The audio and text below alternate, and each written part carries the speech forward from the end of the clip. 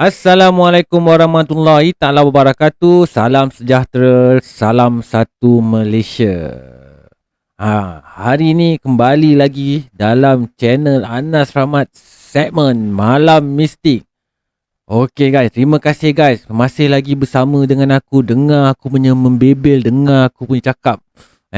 Aku berucapkan ribuan terima kasih kat korang yang sentiasa support aku.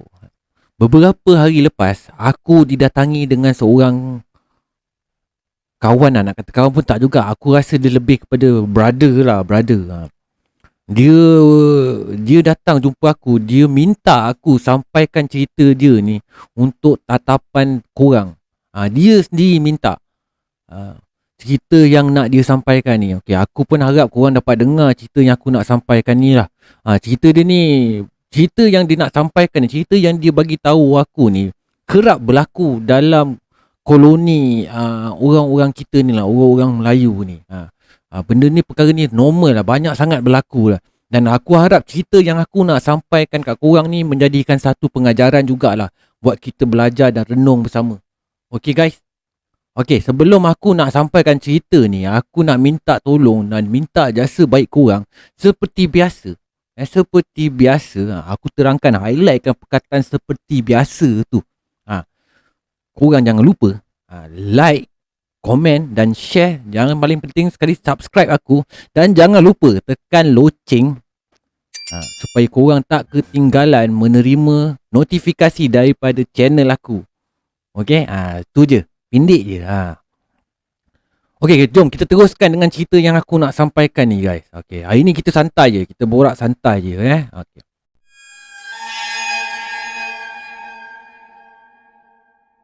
Cerita dia bermula di sebuah kampung yang agak pedalaman jugalah. Walaupun kampung ni pedalaman, tapi sebenarnya kampung ni agak cantik juga sebenarnya. Okey, kampung ni adalah kampung yang terletak juga ada hotel-hotel ternama. Kampung ni sebenarnya kampung yang terletak di tepi pantai lah guys. Kampung yang di tepi pantai yang punca ekonomi diorang bukan sekadar hanya nelayan, tapi juga punca ekonomi diorang adalah datangnya daripada sektor pelancongan dan juga perhotelan. Maksudnya orang-orang kampung kat sini, dia bukan kerjanya nelayan je 100%, tapi ada juga orang kerja ke hotel. Okay, nak dijadikan cerita, pasangan suami isteri ni dipindahkan ke kampung tersebut kan, atas alasan suaminya dihantar bekerja dekat hotel yang baru buka ni lah. Hotel yang baru buka. Suami dia ni adalah pembantu chef tau. Dia kerja sebagai pembantu chef. So bila ada hotel baru yang buka dekat kawasan kampung tu, suaminya ditransfer ke sana lah untuk bantu restoran tu. So diorang ni pun pindah lah, anak beranak diorang ni dekat kampung tersebut. Okay, mereka ni ada 4 beranak. Okay, dia ada pasangan suami, ada suami dia, isteri dia Kak Ros. Okay, isteri dia nama Kak Ros Okay, isteri dia nama Kak Ros. Anak lelaki dia yang berumur 20 tahun dan anak lelaki dia juga berumur 16 tahun. So anak dia yang bersekolah seorang. Okay, isteri dia pula adalah suri rumah sepenuh masa kan. Hanya suami dia je yang bekerja. So isteri dia ni tak ada benda lah yang nak dibuat. Duduk pun dekat kampung, tak ada apa yang nak dibuat. So isteri dia bercadang untuk memulakan perniagaan kecil-kecilan lah, perniagaan makanan. So isteri dia kata dengan suami dia, dia nak mula meniaga nasi lemak. Meniaga sarapan lah. So dia minta lah suami dia carikan spot-spot kat kawasan kampung yang boleh dia mulakan perniagaan. So si suami ni pun mulalah mencari kawasan-kawasan berniaga yang boleh bini dia berniaga. Dan suami dia terjumpalah satu restoran ni yang owner dia bernama Kak Sal bersetuju untuk sewakan tapak untuk isteri dia mulakan berniaga. So isteri dia sukalah sebenarnya. Yelah, dapat tapak berniaga kan. Dia pun sukalah. Okay, bermulalah kehidupan Kak Ros ni daripada seorang suri rumah kepada seorang peniaga sarapan pagi. Kak Sal ni dia ada sebuah restoran lah. Dia sediakan spot untuk Kak Ros, untuk Kak Ros ni mulakan berniaga.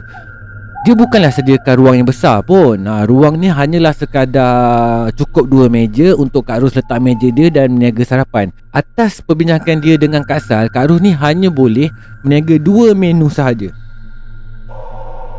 Pertama, Kak Ros jual lontong kering.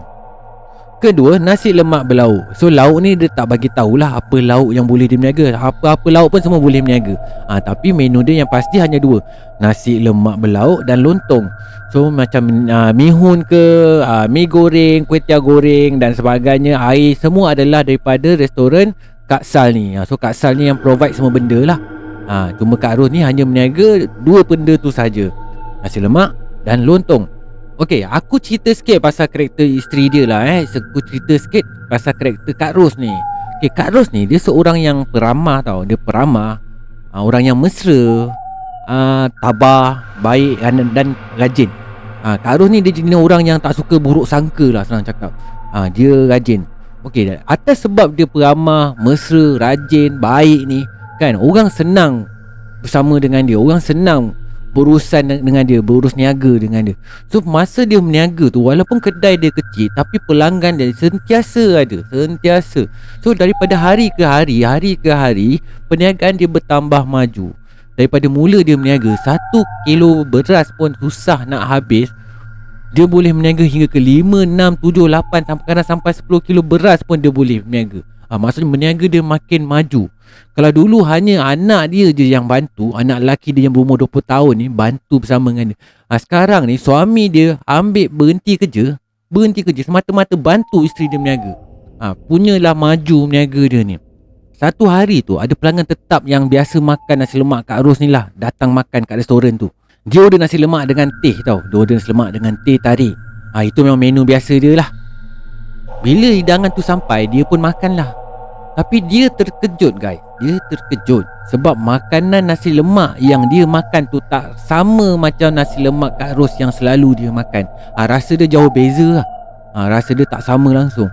So dia bawa lah nasi lemak tu, jumpa dengan Kak Ros dan tanya dengan Kak Ros, "Kak, kenapa nasi lemak akak ni rasa dia lain?" So Kak Ros pun tengok nasi lemak tu.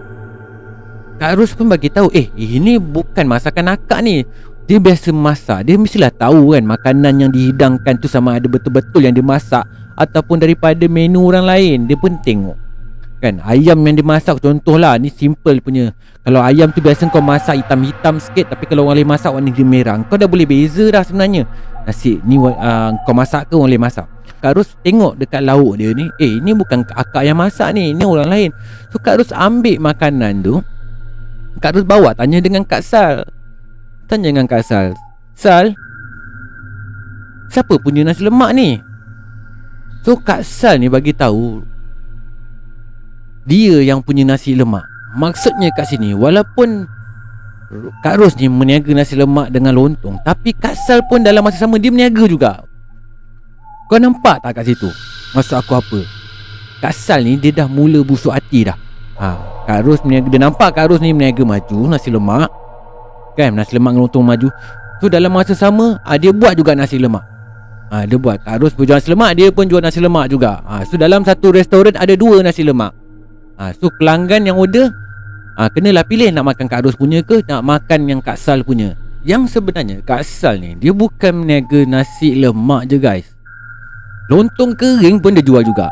Dia apa yang cakap macam ni lah, apa yang Kak Ros jual, dia jual juga. Macam dengki lah dengan Kak Ros ni tau. Dia nampak Kak Ros meniaga nasi lemak dengan lontong kering ni maju, dia pun jual juga. Bila Kak Ros tanya dengan Kak Sal ni, korang tahu tak Kak Sal jawab apa? Kak Ros tanyalah dengan Kak Sal, "Kak, kenapa jual menu yang sama dengan saya kan? Kan saya dah jual nasi lemak, kan saya dah jual lontong. Kenapa Kak Sal jual benda yang sama juga?" Kak Sal jawab, "Kau tak perlu risau lah Ros, kau tak perlu risau. Kalau orang dah biasa makan nasi lemak kau masak, orang akan makan nasi lemak kau masak. Engkau jangan fikir aku jual nasi lemak ni kau punya rezeki tergugat Ros. Kau jaga rezeki kau, aku jaga rezeki aku." Kak Ros ni orang yang jenis sabar tau. Dia dengar je, dia iakan je apa kata Kak Sal ni. Dia tak ada mengentan ke apa ke, dia tak ada rasa-rasa macam marah ke kan. Apa yang Kak Sal cakap tu kan, dia iakan je. Maksudnya okey lah, kalau itulah yang Kak Sal bagi tahu, dia reda je lah. Dia pun tak rasa tergugat pun. Tapi dari hari ke hari, Kak Sal ni dia dah mula macam-macam benda tau yang dia buat nak menyakitkan hati Kak Ros ni tau. Kalau dulu, kalau setakat dia jual makanan yang sama dengan Kak Ros ni, makanan yang menu yang sama dengan Kak Ros ni, sekarang ni dia dah buat satu peraturan pula. orang yang datang makan dekat restoran dia tu mesti order nasi lemak dengan lontong Kak Sal punya. Kalau dia datang makan, dia mesti makan nasi lemak yang Kak Sal punya. Yang tak boleh order Kak Ros punya. Kalau nak makan Kak Ros punya, kena makan dekat luar restoran. Maksudnya yang boleh makan Kak Ros punya hanya berbungkus je. Kak Sal ni dia punya perangai, dia umpama macam nak suruh Kak Ros pergi kan, tapi dalam masa yang sama dia tak nak cakap. Macam tu lah. Macam kau nak halau orang tu berniaga kan, tapi kau tak nak bagi tahu terus terang. Kau bagi tahu je lah terus terang kan, kau belah je tak yang berniaga kat kedai aku. Tapi dia tak nak bagi tahu perkara tu. Dia buat Kak Ros ni sampai marah. Sehinggalah ke satu waktu tu, kalau dulu ni Kak Ros ni masa mula-mula dia berniaga kat tempat Kak Sal ni, sewa tapak dia, tapak yang kecil tu harga RM200 sebulan. Lepas tu dia naikkan harga kepada RM400 sebulan. Sekarang ni baru-baru tu pula dia naikkan menjadi RM800 sebulan. So makin melampau tau tindakan Kak Sal ni kepada Kak Ros. Sampai satu tahap tu Kak Ros ni dah mula tak tahan. Tapi dengan rezeki Allah ni, Allah dah tulis lah, kalau rezeki kau jugalah kan. Ada satu pemilik restoran lain lah dekat kawasan-kawasan berdekatan yang dia dah lama tak berniaga lagi kat restoran tu. So restoran tu dah lama dia tinggalkan lah. So dia jumpa Kak Ros, dia tanya Kak Ros, dia offernya Kak Ros, kalau Kak Ros nak berniaga kat restoran dia, dia sewakan Kak Ros pada harga RM800 sebulan. RM800 tu sebulan tu bukan tapak je tau bro. RM800 sebulan tu yang dia sewakan tu termasuklah perkakasan restoran dia sekali, meja makan dia, semua tu. Satu buah restoran tu dengan harga RM800 sebulan. Pemilik restoran tu cakap dengan Kak Ros, dia dah tak nak berniaga. Bukan dia tak nak berniaga, dia dah tak boleh nak berniaga dah pun. Dah lama dia berhenti berniaga. Daripada restoran dia tu macam tu je, tak ada orang yang uruskan, baiklah Kak Ros ni yang uruskan. Sebab dia sendiri nampak potensi Kak Ros untuk pergi lebih jauh berniaga tau sebenarnya. Dia nampak Kak Ros ni berniaga ni maju. So dia offer lah Kak Ros untuk sewa dekat kedai dia sebanyak RM800 sebulan. So Kak Ros bila dengar benda ni, Kak Ros tak tunggu lama. Orang dah offer RM800, dia sewa dekat tempat Kak Sal pun RM800 sebulan. So kenapa dia nak kena tunggu lagi kan? So dia pergilah pindah ke restoran yang baru ni. So dia pindah kat tempat ni, dia dapat RM800 sebulan. The whole restoran, seluruh restoran tu dia punya. Dia tak share dengan siapa-siapa lagi kan. Itu adalah tindakan dia yang baik lah. Kalau tanya kat aku, itu tindakan yang bagus. Aku pun setuju kan. Bila Kak Ros dekat restoran baru dia kan, dari hari ke hari perniagaan makin rancak, niaga dia semakin maju. Okey, bukan je pelancong luar datang makan dekat restoran dia, orang-orang kampung pun datang makan sama. Kalau dulu Kak Ros ni kan, dia hanya jual sarapan je. Sekarang dia dah extend perniagaan dia daripada jual sarapan kepada makan tengah hari. Kalau dulu dia hanya uruskan warung dia, warung kecil tu kan, bersama anak dengan suami dia. Sekarang dia dah ada pekerja. Betapa majunya perniagaan Kak Ros ni. Secara tak langsung buat Kak Sal ni merah mata dengan Kak Ros. Sebab apa dia merah mata? Kalau dulu customer Kak Ros ni kurang-kurangnya dia makan nasi lemak, kurang-kurangnya air dapatlah tempiasnya pada Kak Sal kan. Tapi sekarang ni orang-orang ni dia dah tak makan dekat restoran Kak Sal lagi. Dia dah mula pindah ke restoran Kak Ros. Mana tak pindahnya ke restoran Kak Ros? Bukannya sebab apa. Restoran Kak Ros ni bukan masakan je sedap, dengan layanan yang bagus pun menjadi salah satu sebab kenapa orang pindah makan dekat tempat Kak Ros. Bila restoran Kak Ros makin maju dan restoran Kak Sal pula makin kurang orang yang datang, so secara automatik hati dah mula busuk. Senang cakap macam tu, hati dah mula busuk lah. Hati dah mula sakit, mata dah mula merah tengok pelanggan orang maju. Satu hari tu sedang pelanggan makan dekat restoran Kak Ros ni kan, tiba-tiba pelanggan ni marah-marah tau. Dia marah-marah kepada pekerja Kak Ros ni. Dia marah sebab ayam yang dia order tu ada ulat tau dekat ayam tu. Dan bila Kak Ros nampak pelanggan ni marah-marah, dia pun datanglah jumpa pelanggan ni, tanya, kenapa awak ni marah-marah kan? So pelanggan tunjuk ayam goreng dia yang dia order tu berulat kat ayam tu. Kak Ros pelik tau. Sebab apa Kak Ros pelik? Ayam yang dia bagi tu dekat customer dia tu, ayam tu baru digoreng. Tak mungkin ayam baru digoreng masih panas tapi berulat. Benda ni tak mungkin berlaku tau sebenarnya. So Kak Ros rasa macam kenapa pelik sangat. Bukan tu aja, ada waktu tu nasi yang dia baru masak ni dah basi. Yang ini lagi pelik. Nasi yang dia baru masak tu basi. Ada pula setengah kes nasi yang dimasak tu, padahal dia buka dalam perut nasi tu, tengok nasi tu baru masak, cantik, beras dia muai kan. Bila sampai dekat customer, nasi tu jadi jelantah. Korang tahu jelantah tu apa? Jelantah tu nasi yang separuh masak. Maksudnya nasi tu tak cukup masak. Tadi padahal pada asalnya masa dia masak, dia tengok nasi tu elok je kan, cantik je kan, dia sendiri dah cuba. Dan bila sampai dekat customer, nasi tu jadi jelantah. So customer marah lah kan, kenapa bagi nasi jelantah? Kak Sal rasa confused tau, macam serius lah, macam. Tapi dia tak berfikiran negatif. Dia tak terfikir pun yang sebenarnya, dalam keadaan sebenarnya, yang dia dah kena santau dengan orang. Kedai makan dia, restoran dia tu sendiri kena santau dengan orang. Dia tak fikir pasal tu, dan dia tak sedar pun. Ada satu pagi tu, bila Kak Ros buka kedai, dekat atas meja makan dia ada najis orang bro, najis manusia. Bukan dekat satu meja je, banyak lah. Dekat seluruh meja, dekat dalam kawasan kedai dia, dalam restoran dia tu, ada najis orang. So pagi tu Kak Ros marah-marah, bising lah. Tapi persoalannya, takkan anak dia nak buang air besar atas meja kan. Takkan pun pekerja dia nak pergi buang air besar atas meja. Benda ni tak logik. Tak logik pun kalau korang nak pergi buang air atas meja. Bukan buang air kecil, buang air besar atas meja. Benda ni memang tak logik. Tak mungkin ada orang yang sanggup nak buang air besar atas meja. Itu satu perkara. Pernah sekali tu dia dengan pekerja dia memasak tau. Memasak untuk persiapan lah. Saya cakap persiapan untuk besok pagi punya perniagaan lah. Kau kan kalau kau nak berniaga siang nasi lemak ke apa ke kan, kau kenalah buat persiapan malam. Kau siang ikan ke, siang ayam ke, cuci ayam, cuci sotong ke, blender bawang ke, blender cili padi ke. Kalau kau nak berniaga siang, mesti malam tu kau dah buat persiapan.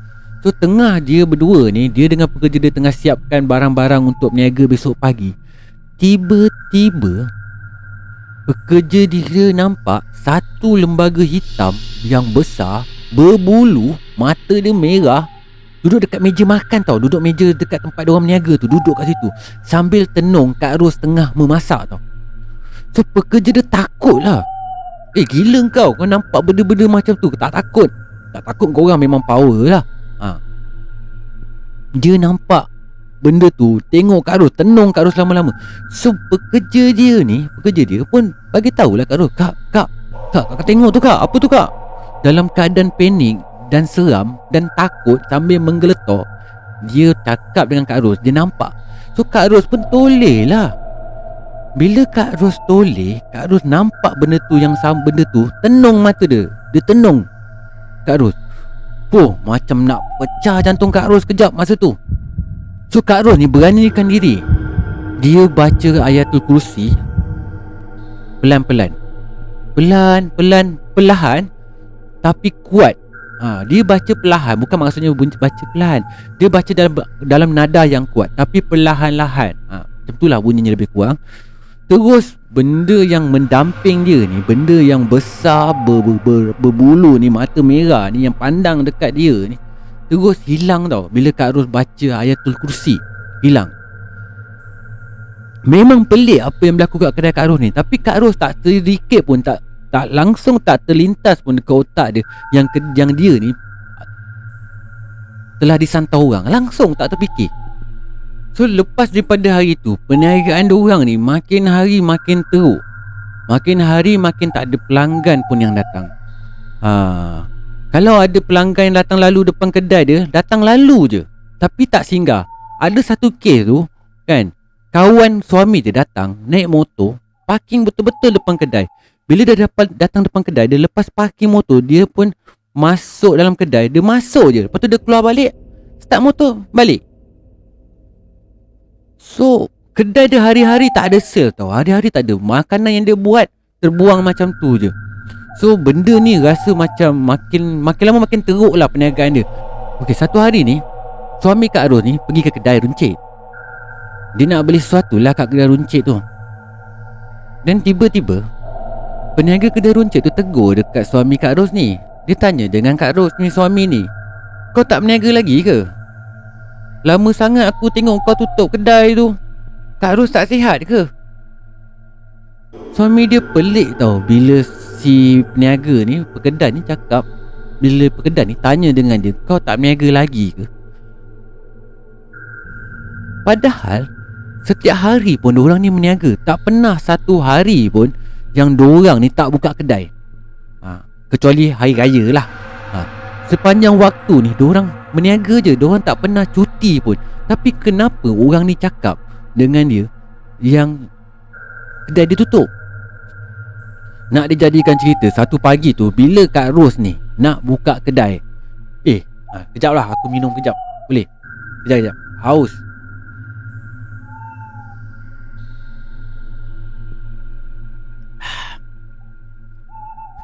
Sorry guys yang ni dapat sedap ni. Cerita ni dah ini dapat sedap.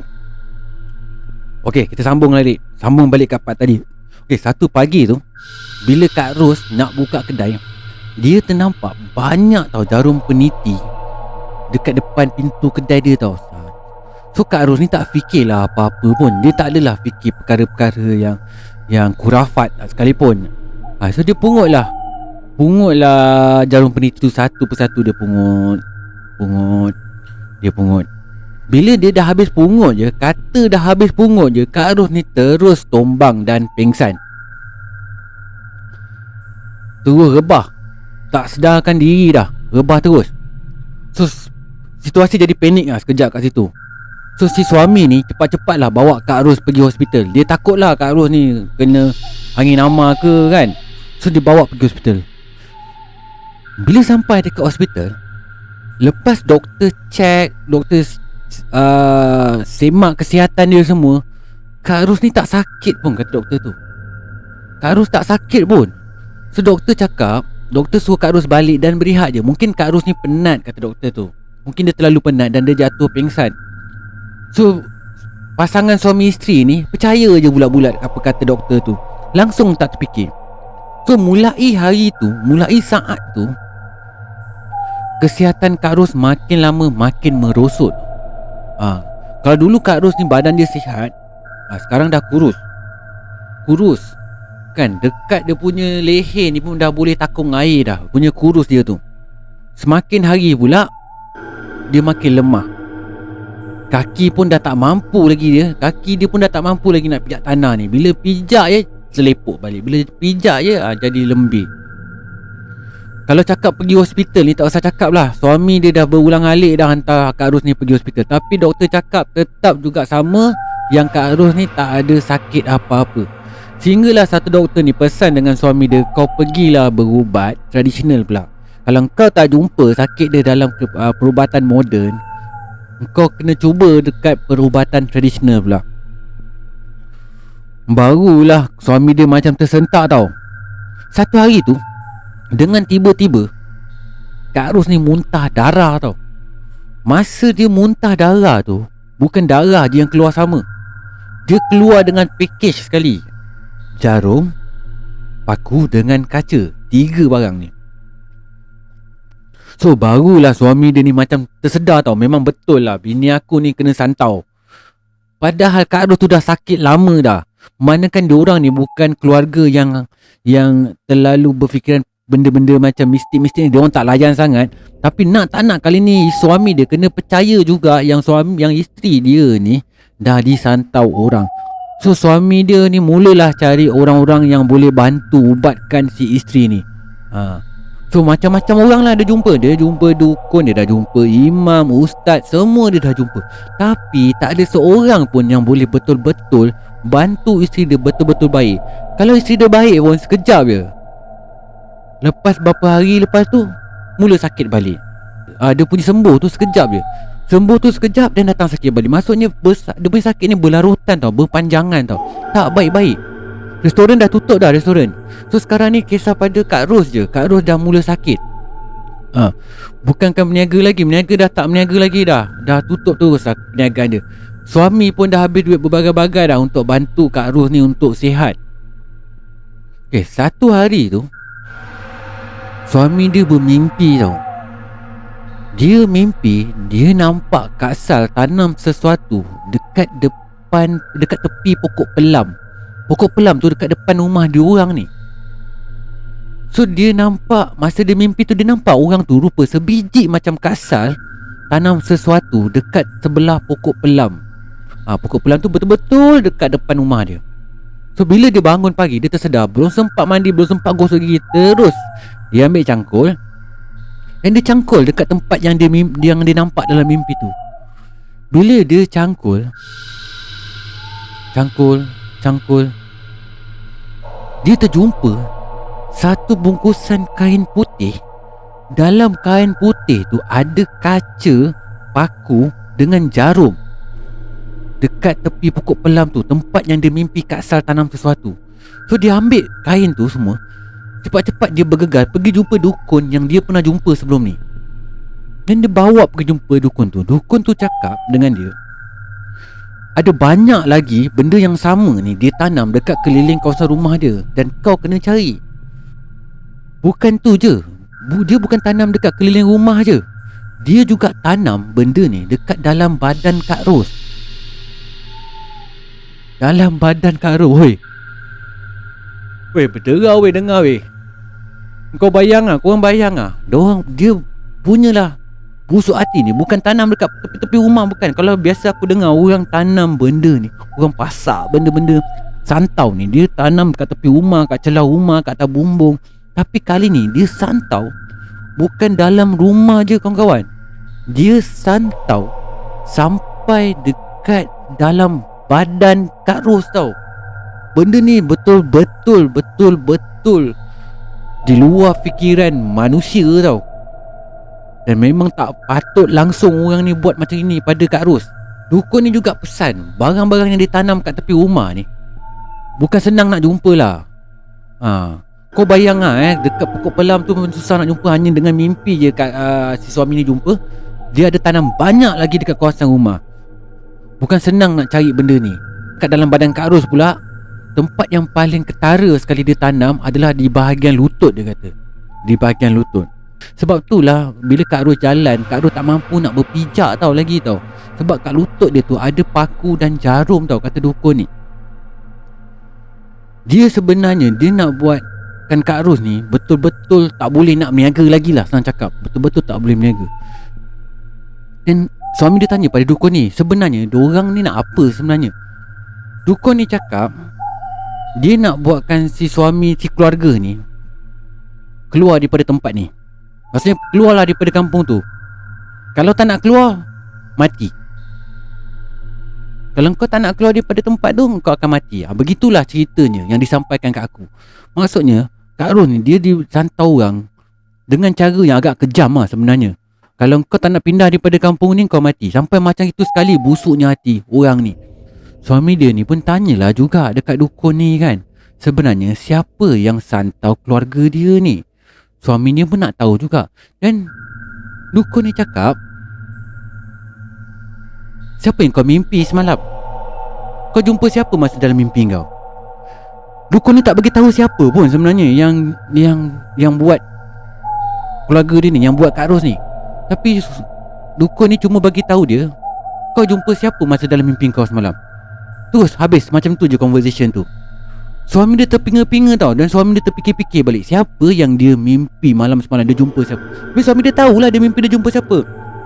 Okey, lepas jumpa dukun tu, suami dia pun bincang dengan si Kak Ros ni. Dia pun ambil keputusan untuk pindah daripada kampung tu. Setelah diorang ni pindah, Kak Ros ni barulah tak sakit lagi. Walaupun Kak Ros ni tak sakit kan, tapi dia tetap juga tak boleh jalan seperti biasa. Kaki dia tu tetap juga tak mampu nak pijak dengan kuat lah. So Kak Ros ni kena berjalan menggunakan tongkat. Walau macam mana sekalipun, Kak Ros ni masih lagi pergi berubat tradisional. Masa dia berubat tu, dia ceritalah juga, setiap kali dia berubat, kalau dia muntah, keluarlah paku, kaca kan, jarum dan sebagainya. Tapi yang dekat lutut tu tetap susah nak buang juga, sebab dia dah jadi habuk kaca. Bila habuk kaca masuk dalam saluran darah ni, dia dah jadi macam darah daging dia lah. Maksudnya Kak Ros ni daripada sebab apa disantau orang tu, dia terpaksa menanggung beban sakit ni seumur hidup dia. Okay guys, begitulah kisahnya. Betapa busuknya hati seorang manusia ni nak dengkikan manusia lain atas sebab orang lain lebih maju pada dia. So berakhirlah kisah Kak Ros ni dengan keluarga dia. Guys, aku nak nasihatkan sikit lah. Sama ada kau nak dengar tak dengar, tu hak kurang lah Okay guys, kita ni katakanlah kalau kita nak berniaga sekalipun Pertama sekali guys kalau nampak kedai orang maju ni, lawan guys. Lawan lah. Tapi bukanlah lawan dengan cara santau dia. Kalau dia kata, kalau kau nampak kedai dia tu berniaga kan, lampu dia cerah, terang, cantik kan, buat orang suka nak datang, kau buat lagi cerah. Kalau kau rasa kalau orang tu masak sedap, kau carilah orang lain untuk masak lebih sedap. Tapi korang janganlah gunakan benda-benda merapik macam ni. Nak santau orang lah, nak hantar benda bukan-bukan. Benda ni tak elok kawan-kawan. Kau tengoklah kisah Kak Ros ni, korang tengoklah sendiri. Sampai hari ni Kak Ros pun menderita pasal kaki dia sakit sebab atas perbuatan-perbuatan tak guna orang-orang macam ni. Janganlah rosakkan masa depan orang kan. Okay, aku cakap ni bukanlah sebab aku ni bagus sangat pun. Aku tak bagus pun kan. Tapi aku cakap atas dasar seorang manusia lah. Aku nasihatkan atas dasar seorang manusia kepada manusia lain. Okay guys, beringatlah. Okay, ya, aku marah. Kenapa aku marah? Aku bukan marah sebab apa kan. Benda ni kerap berlaku dalam kita punya circulation lah. Kerap berlaku dalam koloni Melayu ni sebenarnya. So aku minta je sebaik korang kan, kalau korang berniaga kan, lebih baik kalau kita tolong bantu sama membantu lah. Itu lebih baik lah daripada kita mendengki sama mendengki. Okay guys, aku tak nak cerita panjang lagi lah. Cukup lah sekadar tu je. Okay, sebelum aku nak tamatkan rancangan aku malam ni, sebelum aku nak tamatkan episod Malam Mistik kali ni, aku tak tahulah seram ke tak seram ke. Itu terpulanglah pada korang yang nak menilai cerita aku kali ni. Tapi seperti biasa, aku ingatkan kat korang, sebelum korang lupa, jangan lupa subscribe channel aku, like, kalau boleh komen sepatah dua, Anas apa khabar, atau apa je korang nak tulis. Aku bersedia untuk menerima kecaman korang, no problem, insyaAllah. Aku sabar, aku tahan kan. Janganlah kasar-kasar sangat, sikit-sikit okey lah. Okay, dan yang paling penting, loceng jangan lupa tekan kan, supaya korang menerima notifikasi cerita aku akan datang. Okay guys, kita jumpa lagi di episod Malam Mistik akan datang. Assalamualaikum warahmatullahi wabarakatuh. Salam sejahtera, salam satu Malaysia. Okay, goodbye. Malam Mistik.